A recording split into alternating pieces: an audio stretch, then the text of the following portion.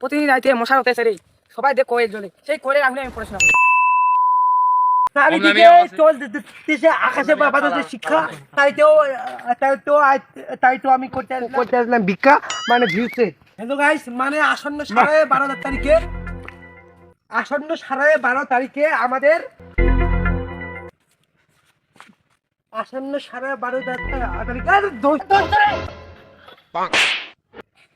তোর সমস্যাটা কি ভাই? তুই মার দিছিস কেন? আরে তোর সমস্যা কি? আর তুই ক্যামেরার সামনে আগা পিছে গুরু গুরু গুরু দেখতে কোন পাস? এই মোর ছোট থেকে খুব ইচ্ছা মোর টিভি দেখার।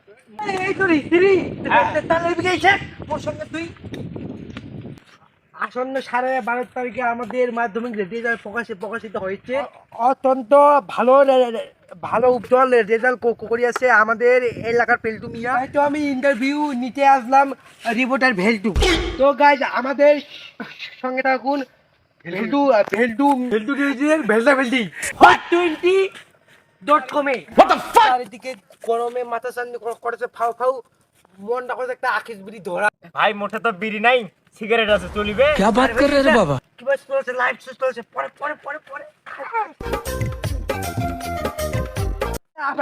আপনাকে প্রথমে লাইভে আসতে কেমন লাগতেছে? আমি করে আসলাম, আপনারা তো আসলেন। লাইভে কিছু বলুন। লাইটেছে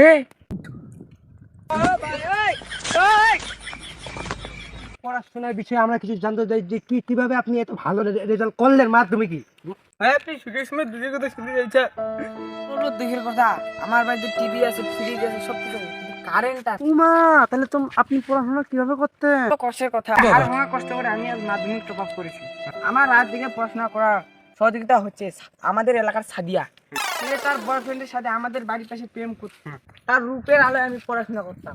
আপনার সফলতায় কার অবদান অতুলনীয়? আমার সফলতার পিছনে মূল কারণ হচ্ছে স্টার জলসা। ওই যে দেখা দিয়েছিল স্টেজে স্যার, একটি মেয়ে 198 পেয়েছিল কলমের পদার্থ বিজ্ঞানী, তাই আমি 2টা কলম নিয়ে গেছিলাম।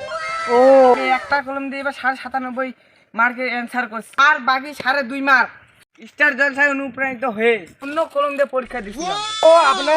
আপনি বড় হয়ে আপনার জীবনের লক্ষ্য কি?